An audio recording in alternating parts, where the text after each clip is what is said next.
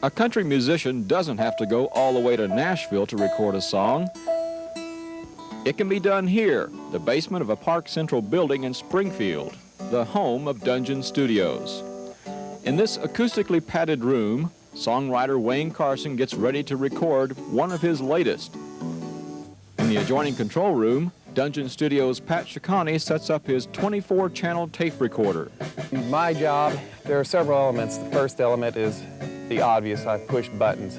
I make sure that technically the studio is ready to go. But the more important element is atmosphere and just working with the people that come here. Shikany opened the studio about 8 years ago, thinking he'd be recording mostly rock bands, but with a growing number of country musicians in this area, Shikany says over half his business is now country music. Because there are songwriters here, such as Wayne Carson, people like Cy Simon, who have been involved in music, pop and country for years. There's a lot of talent that grew up and have lived here most of their lives. And they keep producing, and their work keeps selling. This place is known in country circles.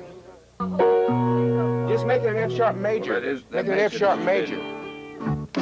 Recording is time-consuming, each instrument and voice on a separate tape track, repeated until perfected.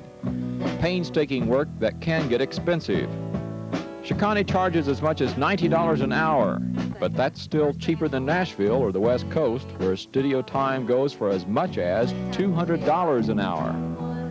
In a recession, operating a recording studio equipped with $250,000 worth of equipment can be risky.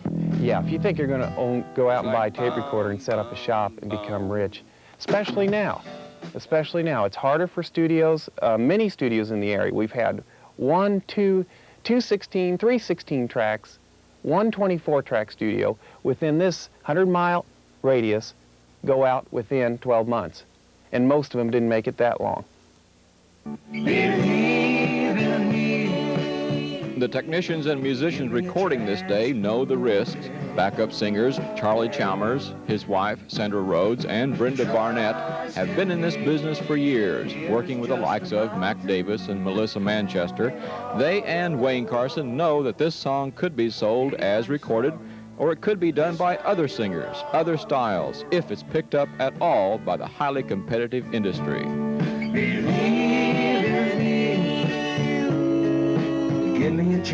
The master recording will be pressed elsewhere. The album jacket designed by experts in that art, the song promoted and sold by still others.